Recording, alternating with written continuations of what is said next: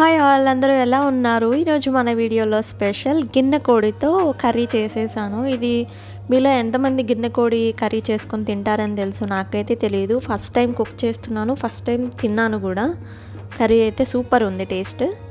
So అస్సలు late చేయకుండా వీడియోలోకి వెళ్ళిపోదాము. అండ్ మీలో ఎంతమంది గిన్నె కోడి కర్రీ తింటారు అని తెలుసు, నాకైతే తెలియదు. మేమైతే ఒక కేజీన్నర వరకు కోడిని తీసుకుని నీట్గా క్లీన్ చేయించేసాము. ఆయిల్ పెట్టేసుకుని ఉల్లిపాయలు, పచ్చిమిర్చి, కొంచెం ఉప్పు వేసేసుకొని గోల్డెన్ కలర్ వచ్చాక దీంట్లో మనం స్పెషల్ మసాలా వేసుకోవాలి. అది అల్లం, వెల్లుల్లి, జీలకర్ర, గసగసాలు, ధనియాలు, చెక్క, లవంగాలు, మిరియాలు, చిన్న కొబ్బరి ముక్క, అలానే 2 ఎండుమిర్చి వేసుకొని పచ్చివాసన పోయి కొంచెం గోల్డెన్ కలర్ వచ్చాక అప్పుడు మనం క్లీన్ చేసి పెట్టుకున్న గిన్నె కోడిని వేసుకోవాలి. ఇప్పుడు దీంట్లోనే రుచికి సరిపడా ఉప్పు, పసుపు, కారం మీ స్పైసీనెస్కి తగ్గట్టు అడ్జస్ట్ చేసుకుని వేసేసుకోవాలి.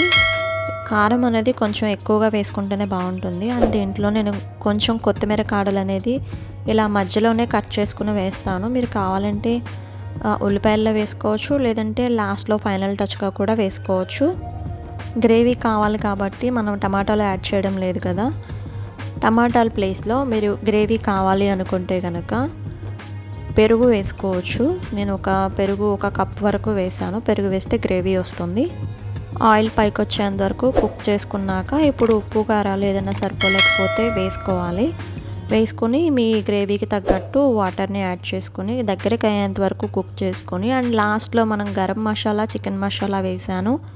ఆ క్లిప్ మిస్ అయింది, సో మీరు అది కూడా వేసుకొని లాస్ట్ అండ్ ఫైనల్గా కొత్తిమీర చల్లుకొని సర్వ్ చేసుకుంటే మన యమ్మీ అండ్ టేస్టీ గిన్నె కోడి కర్రీ రెడీ అయిపోయినట్లే. నా వీడియోస్ మీకు నచ్చుతున్నట్లయితే like, share and subscribe to Bezawada పిల్ల. Thanks for watching.